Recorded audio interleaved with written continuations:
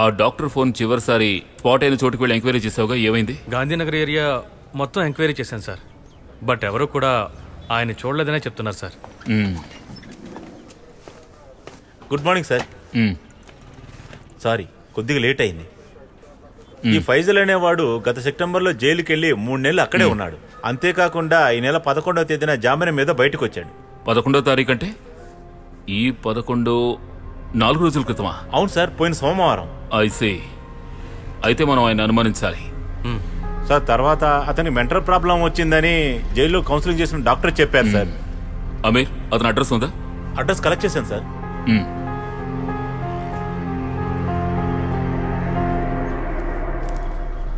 ఓ clip దొరికిందిరా, పెట్ట బాగుందేమో చూడరా. అవునవును, సర్లే దాని గురించి తర్వాత. పోలీసులు వస్తున్నారా? పోలీసు. ఇలారా. ఏంటి సార్? ఇక్కడ ఫైసల్ ఎక్కడుంటాడో తెలుసా?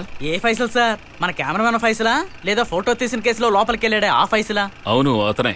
అదిగోండి సార్, ఆ కార్నర్ లోనే. ఓకే సార్, మీరు ఇప్పుడు వాడినే వెతుకుతున్నారా? అవును. వాడు ఇప్పుడు ఇంట్లో లేడు సార్.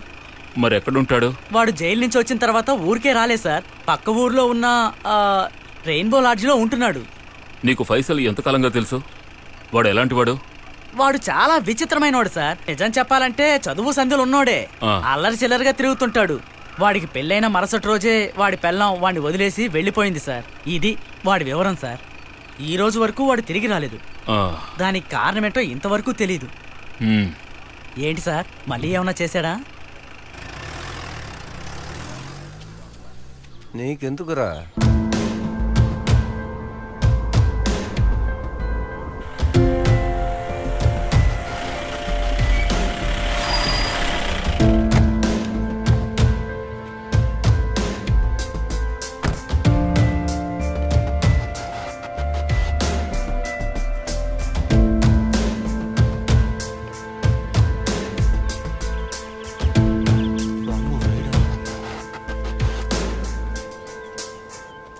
ఇక్కడ ఫైసల్ అనే ఒక అతను ఉంటున్నాడు కదా? అయితే రైడ్ కాదన్నమాట. ఏమిటి, రైడ్ చేయాలా? అయ్యో వద్దు సార్, రూమ్ నంబర్ 109 కాదు సార్, 107. ఏంటి అలా తడబడుతున్నావు? లోపల ఏమన్నా జరుగుతోందా? లేదు సార్, ఏం జరగట్లేదు, నిజం. అతను ఇక్కడికి వచ్చి ఎంతకాలం అయింది? ఇప్పుడే చెప్తాను సార్.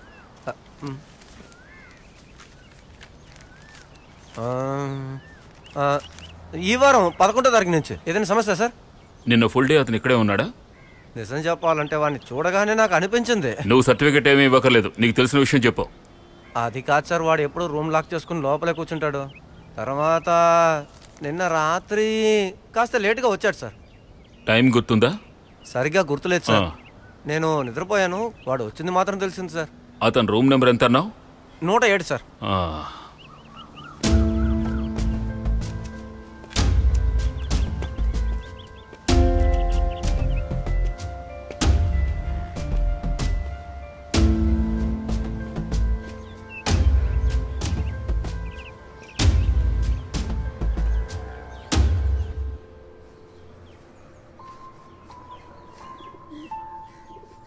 భోజనం చేయడానికి తప్ప నేను బయటికి పగటిపూట వెళ్ళడం లేదు సార్.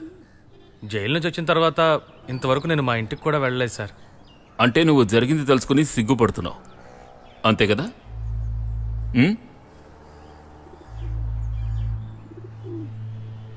సరే, అది వదిలే. నిన్న రాత్రి 7 గంటల నుంచి నువ్వెక్కడున్నావు? ఎక్కడికి వెళ్ళావు? ఏం చేశావు? అంతా క్లియర్గా చెప్పు. నిన్న రాత్రి నేను ఒక సినిమాకి వెళ్ళాను సార్. ఏం సినిమా? మా సినిమాకి వెళ్ళాను. ఏ థియేటర్? కొత్తపేటలోని శ్రీదేవి థియేటర్. ఆ రోజు నిన్ను పోలీసులకు పట్టించిన అమ్మాయిని ఇంకెప్పుడైనా ఎక్కడైనా నువ్వు చూసావా? లేదు. నిజమా సార్? అసలు విషయం ఏంటో చెప్పండి సార్. అడుగుతున్నానుగా, చెప్పు. నేను చూడలేదు సార్. నీకు డ్రైవింగ్ లైసెన్స్ ఉందా? ఉంది. ఏదే?